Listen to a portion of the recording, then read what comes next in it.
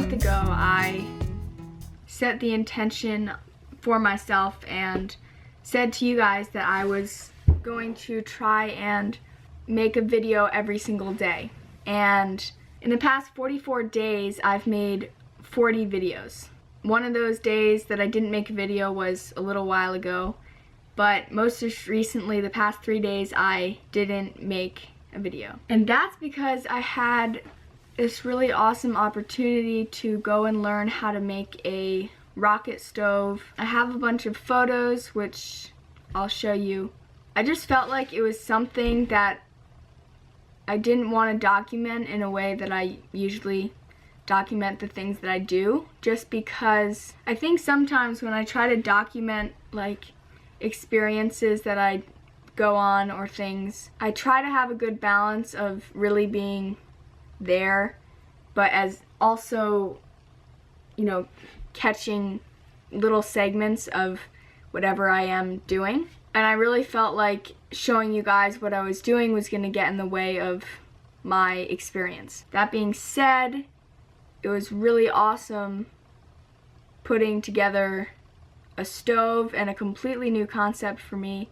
I mean, when I signed up for it, I was thinking that maybe long term, if my existing stove ever there were to be a problem, I could build this stove in my tiny house.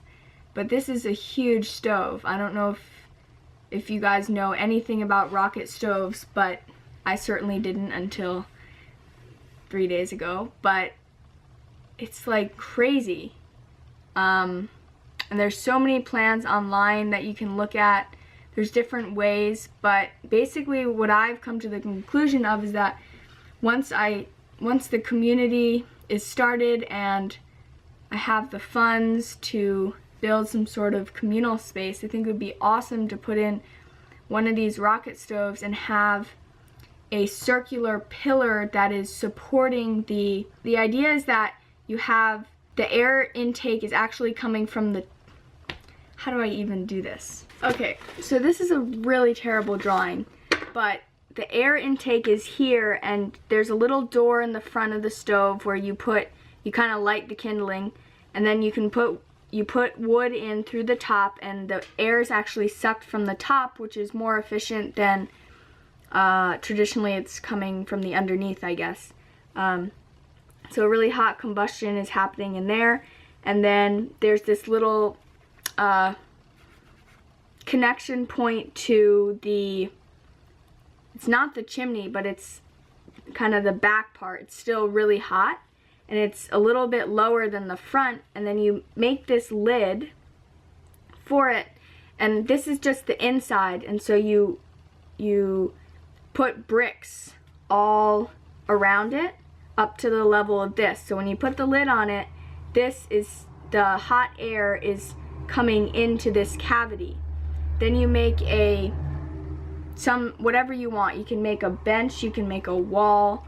Yeah, and then the air just funnels, just goes, because it goes wherever the air is coldest, and so it would oh my gosh, this is so hard to explain.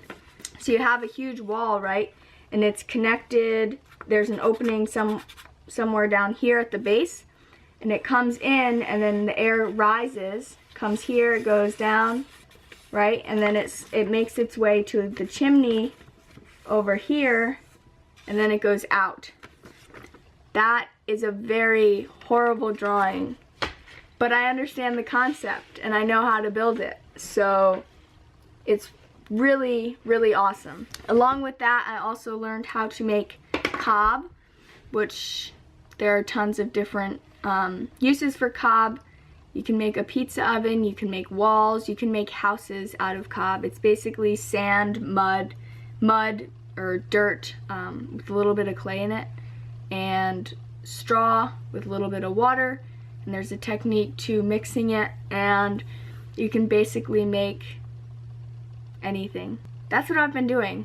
That's why I didn't make any videos. Program is good. I worked on it a teeny bit, not that much, but I have so many good resources, and I'm really excited to experiment with this. My mom always wanted a cabin up the back of our hill.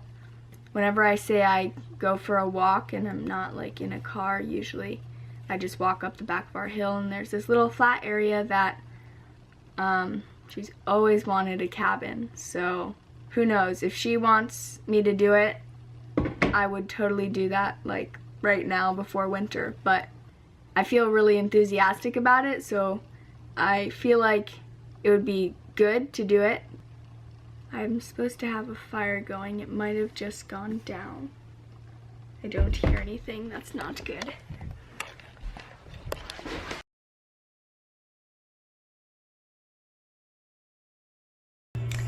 I have so much catching up to do, but it's been way too long since I wrote in this.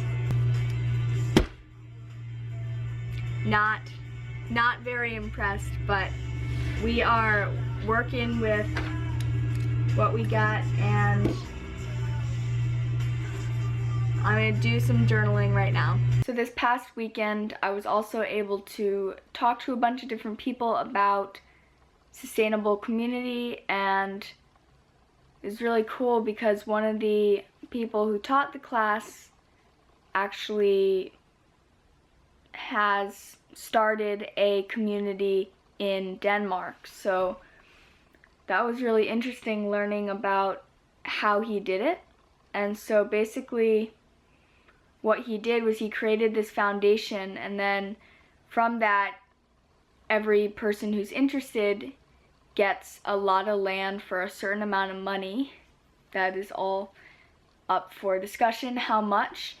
And basically there's like an area where people can create business, and there's community resources, there's a community house sort of.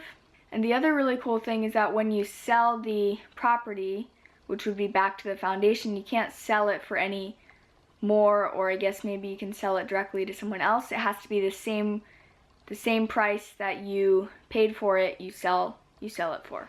And then also this idea of loans, and maybe having, say, a bunch of people chip in, say, some savings that they put in a savings account, and then if someone needs a loan for something, they would give them the money for that, and they would just pay it back, and it wouldn't be, say, a ton of interest or any interest, depending on how you want to set it up. And same with like insurance. Instead of separately everyone paying insurance, maybe you would have a couple people or the whole community really pay a small fee monthly, and if someone, say, had a house fire and there's some damage, you'd take money from that and pay for it, instead of throwing all the money into, I don't know, another system, I guess. Trying to keep everything really local and community-based, keeping the money in the community instead of spreading it all around. So that was just kind of some interesting ideas that came up and things that I'm thinking about. I'm not sure that I would adopt all those ideas, especially relating to everyone purchasing a plot of land on the community.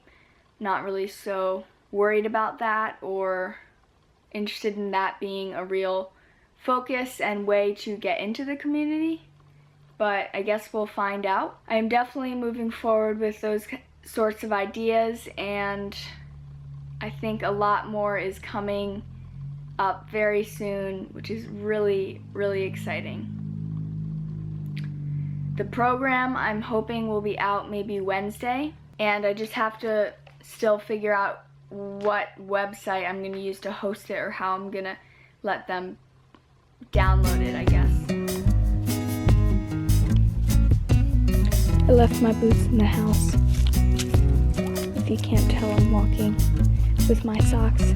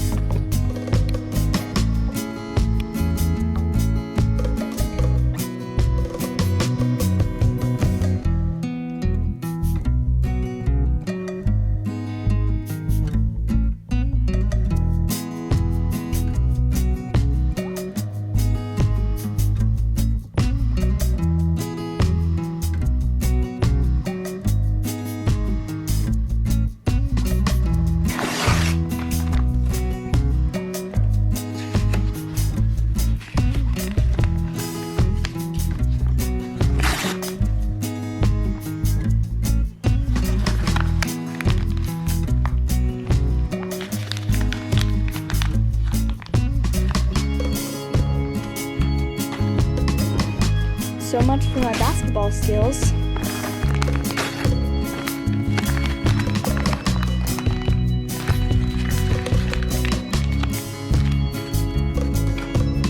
Score.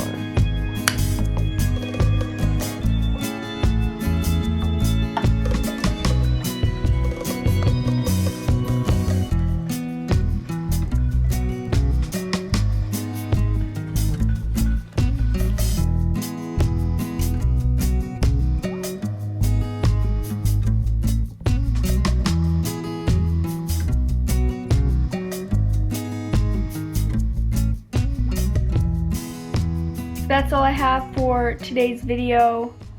I just wanted to end by saying there's two really cool resources that came about this weekend. One is this movie called Where to Invade Next, which I think all of you guys should watch.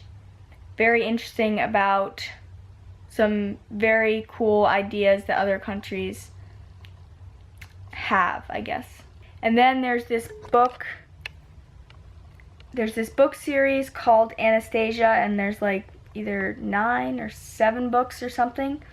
And it basically, I haven't read it, but I got a bunch of good feedback that it was like this amazing series that I really should read.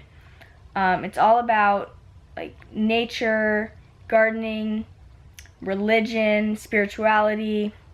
I think a lot of things that I would say most of you guys here are interested in, maybe not, but it's a super cool book. You should check it out.